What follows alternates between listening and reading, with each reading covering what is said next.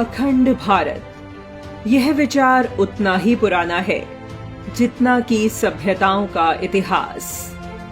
अखंड भारत का अभिप्राय उस अविभाजित भारत से है जिसका प्राचीन काल में भौगोलिक विस्तार और सांस्कृतिक प्रभाव बहुत विस्तृत था और इसमें वर्तमान समय के अफगानिस्तान, पाकिस्तान, बांग्लादेश, श्रीलंका, बर्मा, थाईलैंड इत्यादि देश सम्मिलित थे। काल चक्र में विदेशी आक्रांता भारत को खंडित और स्थानों के नाम बदलने में तो सफल हुए, लेकिन एशिया का एक बड़ा क्षेत्र आज भी सांस्कृतिक समरूपता से पुष्पित और पल्लवित है। देश के रूप में अलग अलग होते हुए भी इन देशों में रहने वाले लोग एक दूसरे से सांस्कृतिक जुड़ाव महसूस करते हैं।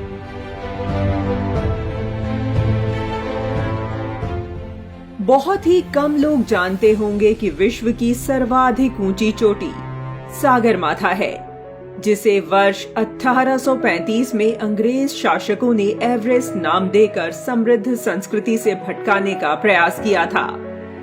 आज अफगानिस्तान, पाकिस्तान, भारत, नेपाल, बर्मा, तिब्बत, भूटान, थाईलैंड और बांग्लादेश आदि देशों वाला भारतीय उपमहाद्वीप 3री शताब्दी ईसा पूर्व अनेक राजवंशों का समुच्चय था, किंतु सांस्कृतिक एकता की अवधारणा प्रबल थी।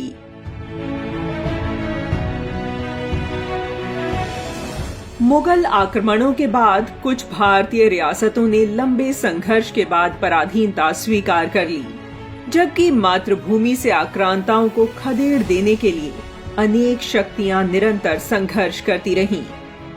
तब भी सांस्कृतिक रूप से यह संपूर्ण भूखंड एक राष्ट्र था और उसी राष्ट्रीय चेतना से युक्त विभिन्न योद्धा राष्ट्र के कोने कोने से विदेशी आक्रांताओं के विरुद्ध सक्रिय थे। 17वीं शताब्दी में ब्रिटिश लुटेरों ने व्यापारियों के रूप में भारत में पैर रखा और अपनी सोची समझी रणनीति के चलते भारत के इतिहास को विकृत किया, जिससे वे भारतीयों को उनके प्राचीन गौरव और सांस्कृतिक मूल्यों से विहीन कर अपने साम्राज्य का विस्तार कर सकें।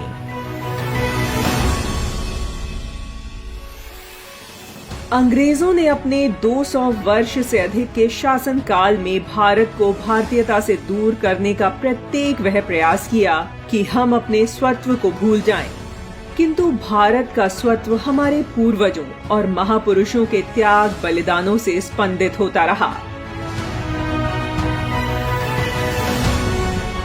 अंततः वर्ष 1947 को हमें स्वाधीनता मिली। दुर्भाग्य से वह खंडित थी। आज जब हम अखंड भारत की बात करते हैं तो वह भौगोलिक अथवा राजनैतिक अखंडता नहीं, अपितु हजारों वर्षों से एक दूसरे से जुड़ी हमारी सांस्कृतिक एकता और भावनात्मक स्पंदन से युक्त पहचान है।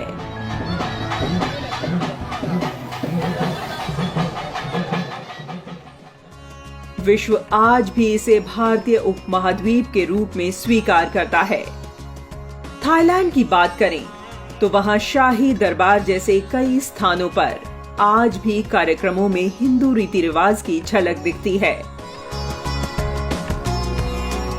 इसके साथ ही वहां राजा के लिए हिंदू अनुष्ठान होते हैं।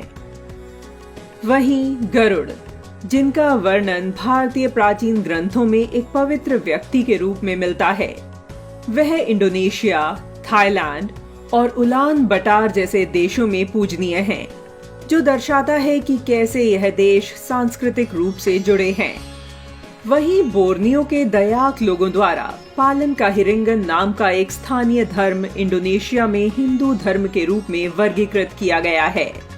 इसके साथ ही फिलीपीन की पौराणिक कथाओं में सर्वोच्च देवता बाथला और दिविता का वर्णन मिलता है, जो कर्म की अवधारणा में विश्वास करते हैं, जो सभी हिंदू बौद्ध अवधारणाओं से व्युत्पन्न है।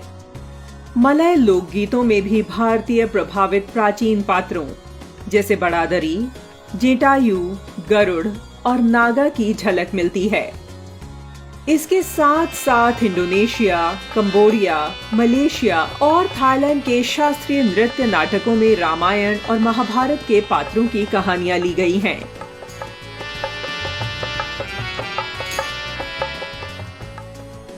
वहीं वास्तुकला और स्मारक की बात करें तो हम पाते हैं कि हिंदू मंदिर वास्तुकला की शैली का उपयोग दक्षिण पूर्व एशिया में कई प्राचीन मंदिरों में किया गया था, जिसमें अंगकोर वाट भी शामिल है, जो हिंदू भगवान विष्णु को समर्पित है, जो कि कंबोडिया के ध्वज पर भी दिखाया गया है।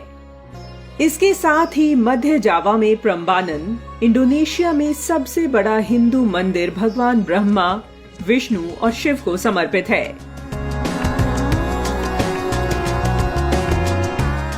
मलेशिया में बाटू गुफाएं भारत के बाहर सबसे लोकप्रिय हिंदू तीर्थ स्थलों में से एक हैं। यह मलेशिया में वार्षिक थिपुसम उत्सव का प्रमुख केंद्र बिंदु भी है। साथ ही भगवान ब्रह्मा को समर्पित इरावन मठ थाईलैंड के सबसे लोकप्रिय धार्मिक मंदिरों में से एक है।